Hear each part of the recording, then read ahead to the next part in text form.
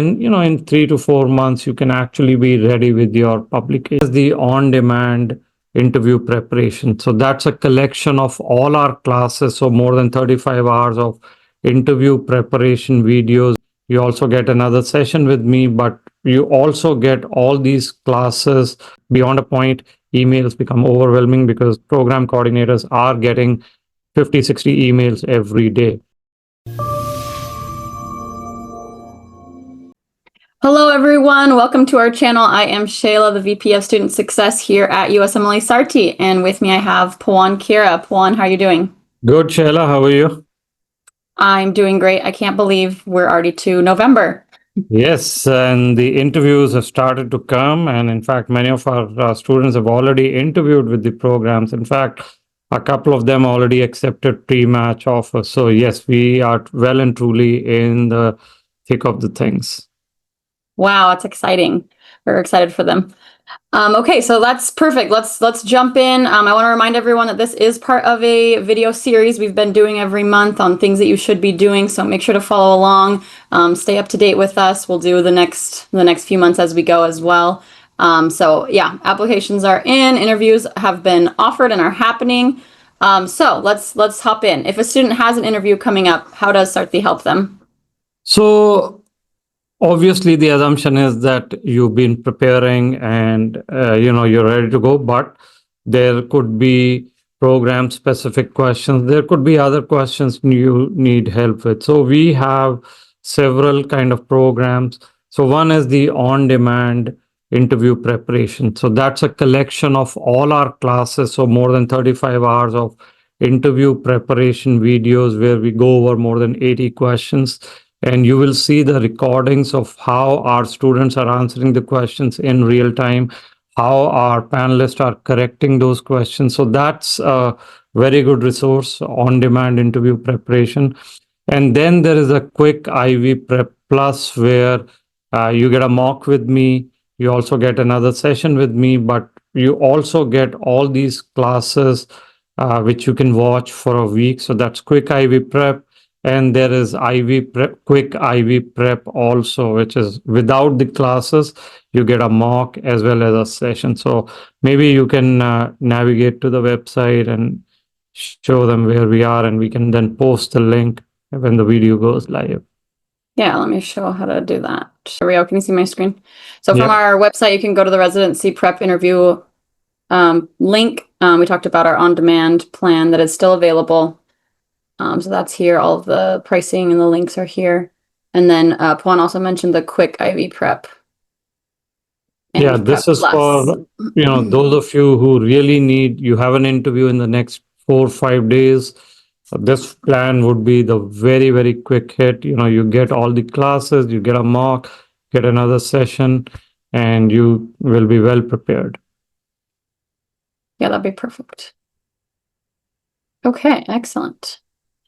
Okay, so that's interviews. Other side, what if we don't have any interviews yet? Is it too late? What's kind of the timeline at this point?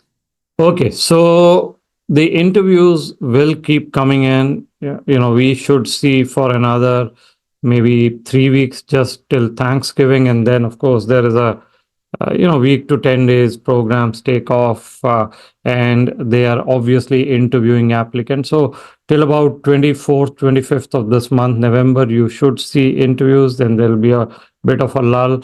They pick it up again in December, then a lull around Christmas. So interview comes in phases.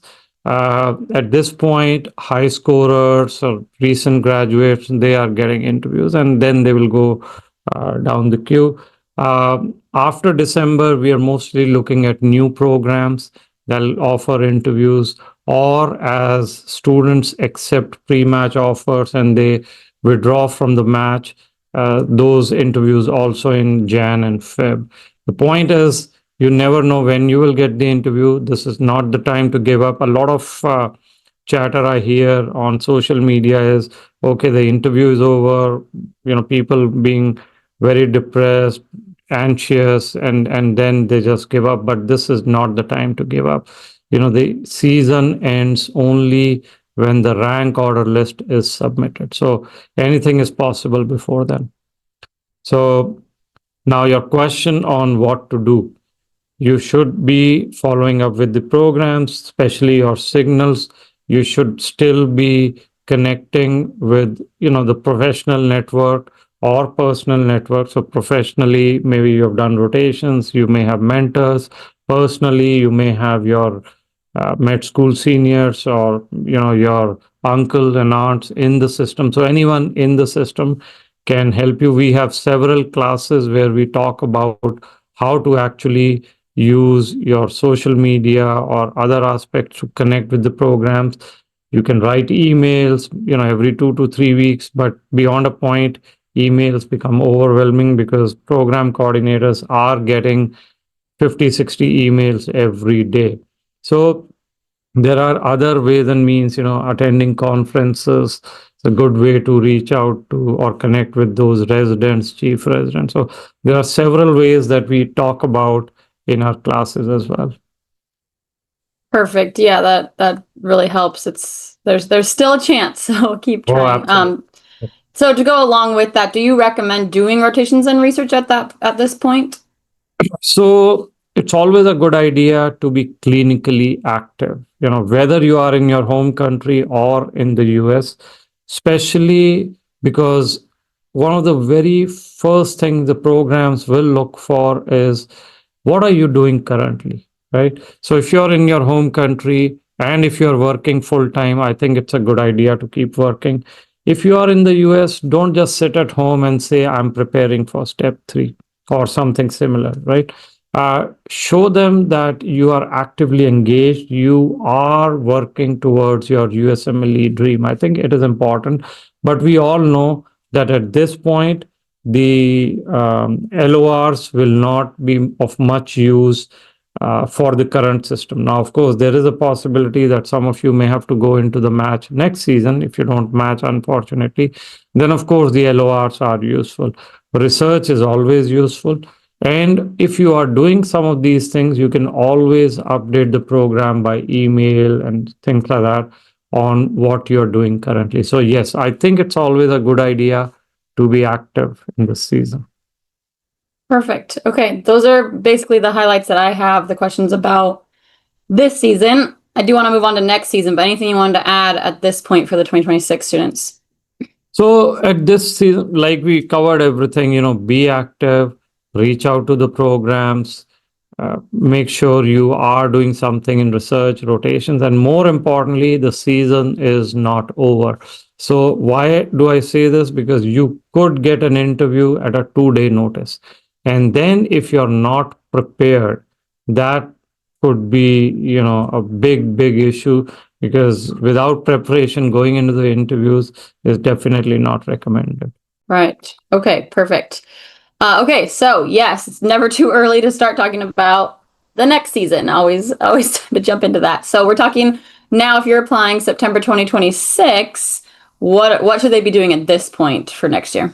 Yes, how quickly the seasons change in the next season, or the students have to start preparing. So, one of the tips I always give the student is, calculate your timeline working from September 26 to now. So let's say you have 9 to 10 months, 10 months to go.